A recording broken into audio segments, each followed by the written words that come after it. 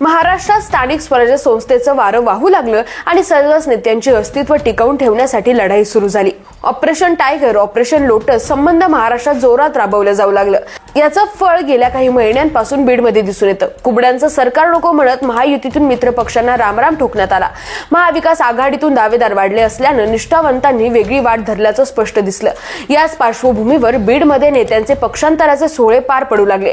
यात तब्बल 4 वेळा आमदार राहिलेले भीमराव धोंडे, खांडे, देशमुख यांचे पक्षांतर झाले, तर आमदार संदीप क्षीरसागर यांचे बंधू हेमंत क्षीरसागरही पक्ष बदलण्याच्या वाटेवर असल्याच्या चर्चा घडवून येत आहेत। या मातब्बर नेत्यांना पक्षांतर करण्याची गरज का पडली आणि पक्षांतर केल्यानंतर जिल्ह्यात स्थानिक राजकारण कसं बदललं गेलं ते जाणून घेऊया सविस्तरपणे आजच्या व्हिडिओच्या माध्यमातून।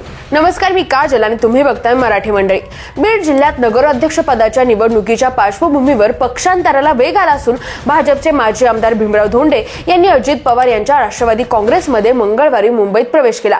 धोंडे यांची ओळख भाजपचे आमदार सुरेश धस यांचे कट्टर विरोधक व मंत्री पंकजा मुंडे यांचे समर्थक म्हणूनच सर्वश्रुत आहे।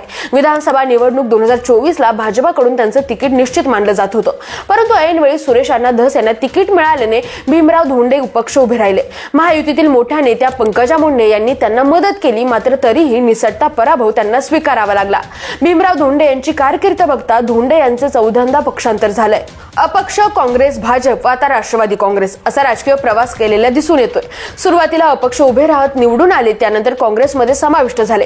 त्यांनी काँग्रेसमधून बाहेर पडल्यानंतर त्यांचा स्वतंत्र पक्षही काढला होता। 1997-98 सालच्या आसपास त्यांनी शेकडो कार्यकर्त्यांना घेऊन बीड ते दिल्लीपर्यंत काढलेली पदयात्रा चांगलीच गाजली होती। मात्र बीडच्या होल्ड गोपीनाथ मुंडे यांच्याकडे असल्याने त्यांचा मतदारसंघाच्या बाहेर फारसं यश मिळवता आलं नाही। 1980 साली धोंडे अपक्ष निवडून आले, त्यानंतर सलग 2 वेळा काँग्रेसकडून तर 2014 मध्ये ते भाजपकडून निवडून आले होते। आता भाजपमध्ये सक्रिय झाले होते। त्यांचा बालेकिल्ला पण आष्टी विधानसभा मतदारसंघ ओळखला जातो। सुरेश धस यांचा पक्षीय बलाबल पाहता त्यांना पक्षांतर करणं खरंच गरजेचं होतं, कारण एकाच पक्षात राहून दोघे मोठे होऊ शकत नाही। तर भीमराव धोंडे पराभूत झाल्यापासून पक्षाने त्यांची योग्य ती दखल घेतलीच नाही। याच पार्श्वभूमीवर त्यांनी धनंजय मुंडे यांचा हात धरत अजितदादा यांच्या राष्ट्रवादीत प्रवेश केला। त्यामुळे अंतर्गत लढाई संपून ते आता सरळ सरळ धस यांना विरोध करू शकतात। मतदारसंघात त्यांची ताकद दुर्लक्ष केल्याचं जाऊ शकत नाही। त्यामुळे यावेळी स्थानिक स्वराज्य संस्थेत भाजपाला मोठा संघर्ष करावा लागणार आहे हे निश्चित आहे। शिवसेना उद्धव ठाकरे गट आणि शिवसेना एकनाथ शिंदे गट या दोन्ही शिवसेनेचे माजी जिल्हा प्रमुख राहिलेले कुंडलिक खांडे यांनीही मंगळवारीच पुन्हा उद्धव ठाकरे यांच्या उपस्थितीत शिवबंधन बांधलं। त्यांचे घर वापसी अनेक निष्ठावंत कार्यकर्त्यांना जड जाणार आहे, कारण स्थानिक राजकारणावर त्यांची असलेली कमांड उद्धव ठाकरे गटासाठी मोलाची असली तरी उद्धव ठाकरे गट सांभाळून ठेवणारे निष्ठावंत कुठेतरी यामुळे नाराज झाल्याचं चित्र दिसतंय।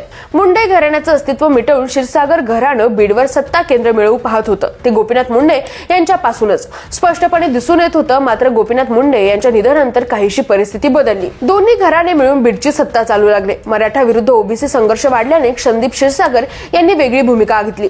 या क्षीरसागर घराण्यातील तरुण नेते हेमंत क्षीरसागर हेही सत्ताधाऱ्यांपैकी एक प्रमुख पक्षात प्रवेश करणार असल्याची चर्चा आहे। हेमंत क्षीरसागर हे राष्ट्रवादी काँग्रेसचे आमदार संदीप क्षीरसागर यांचे बंधू आहेत। हा शरद पवार गटाला धक्का मानला जात होता। मात्र 2 दिवसांपूर्वीच माजी मंत्री परळीचे आमदार धनंजय मुंडे यांचे निकटवर्तीय दीपक देशमुख यांनी शरद पवार यांच्या उपस्थितीत राष्ट्रवादी काँग्रेसमध्ये प्रवेश केला। यावेळी स्वतः शरद पवार, बीडचे खासदार बजरंग सोनवणे, आमदार जितेंद्र आव्हाड, प्रदेश सरचिटणीस राजाभाऊ फड यांची प्रमुख उपस्थिती होती। यातून एक गोष्ट स्पष्ट दिसून आली की शरद पवार स्वतः स्थानिक पातळीवर राजकारण समजावून घेत स्थानिक नेत्यांना स्वतःकडे ओढून घेण्याचा प्रयत्न करतात।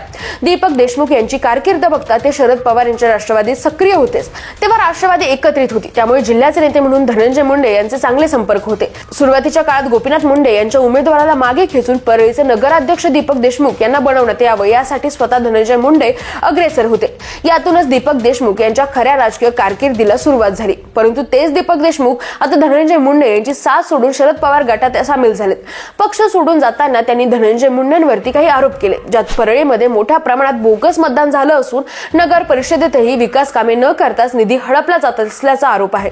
यावरून मुंडे यांच्याकडून किंवा त्यांच्या समर्थकांकडून कोणतीही प्रतिक्रिया आलेली नसली तरी आगामी काळात यावर चांगलीच चर्चा रंगणार आहे निश्चित आहे। त्यानंतर पक्षांतराच्या यादीत सर्वात मोठं नाव येतं ते बदामराव पंडित यांचं।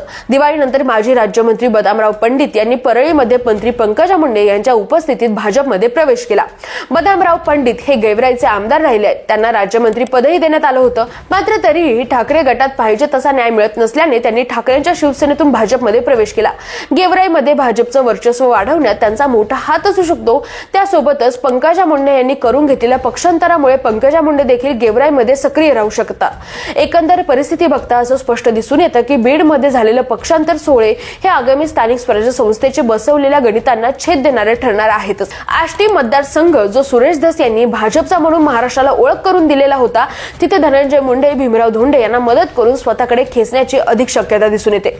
तर बीड स्थानिक स्वराज्य संस्था तसेच बीडचे नगराध्यक्षपद संदीप क्षीरसागर यांनी स्वतःकडे राखलेले असले तरी घरूनच होणारा विरोध त्यांना यावेळी जड जाईल हे निश्चित आहे। परळीचे समीकरण काहीसे वेगळे वाटत असले तरी धनंजय मुंडे आणि पंकजा मुंडे यांनी परळीच्या संदर्भात युती होऊन नगराध्यक्ष दोघांच्या विचारांचा बसेल याकडेच अधिक लक्ष दिलं जाईल। तर गेवराईमध्ये बदामराव यांच्या सोबत पंकजा ऍक्टिव्ह झाल्याने स्थानिक राजकारण बदलेल यात शंका नाही। या पक्षांतर सोहळ्याविषयी तुम्हाला काय वाटते कमेंट करून नक्की कळवा आणि बघत राहा मराठी मंडई। धन्यवाद।